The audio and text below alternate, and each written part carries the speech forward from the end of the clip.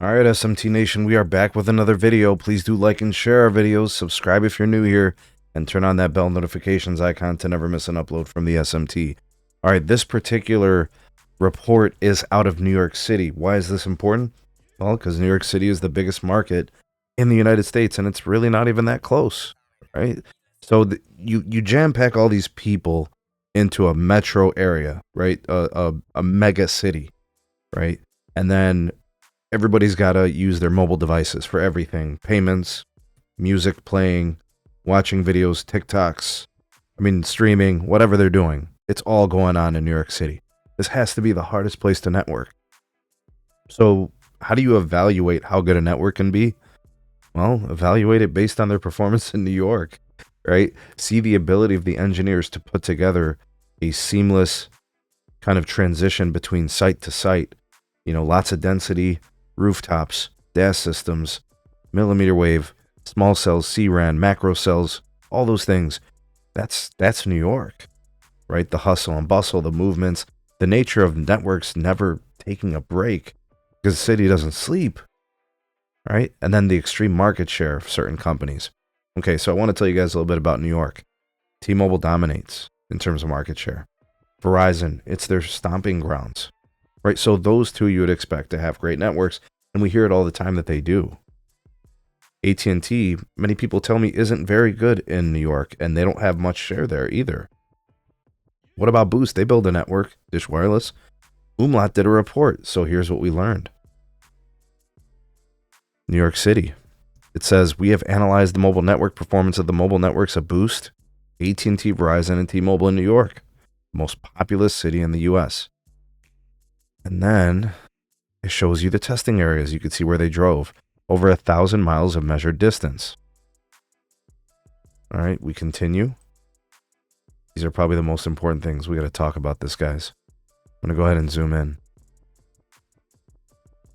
Best overall score goes to Boost Mobile with a total score of 925. They bested the others, the big three, AT&T, Verizon, and T-Mobile. T-Mobile finished last, which I find ironic because Umlaut was one of the testing firms that T-Mobile used in their bragging in 2024 and 2023. So drive testing, walk testing, data, all that stuff. Boost Mobile had the highest score. They had the highest voice score. Or no, excuse me. They had the second highest voice score. Verizon had the highest voice score. The data score, actually, Dish was way ahead of everybody.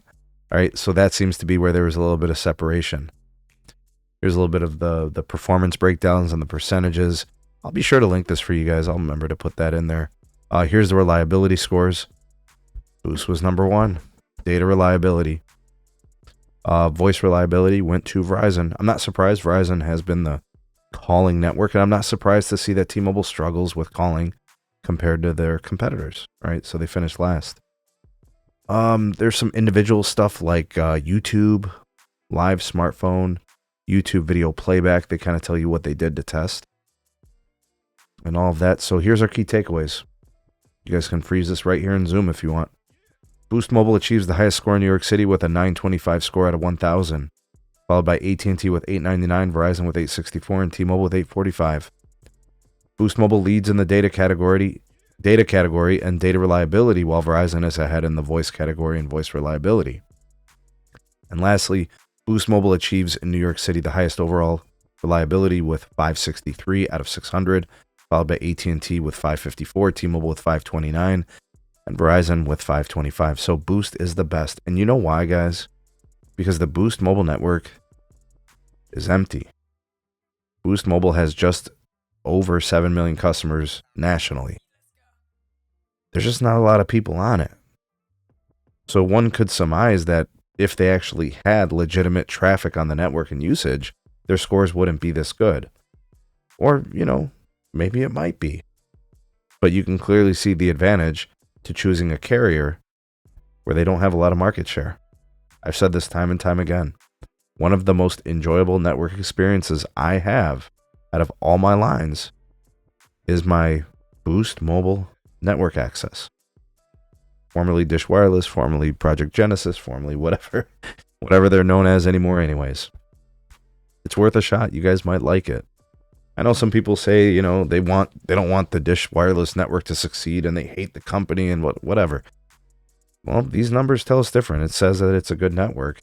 You guys have used that. Comment. Let me know if this confirms what you've been seeing. Let me know if you've been testing any of these networks in New York City, if it's accurate. I could tell you, I was a little surprised to see T-Mobile and Verizon so poor compared to the competitors. I've heard bad things about AT&T, and to see them score up so well, that was kind of a pleasant surprise. I don't know.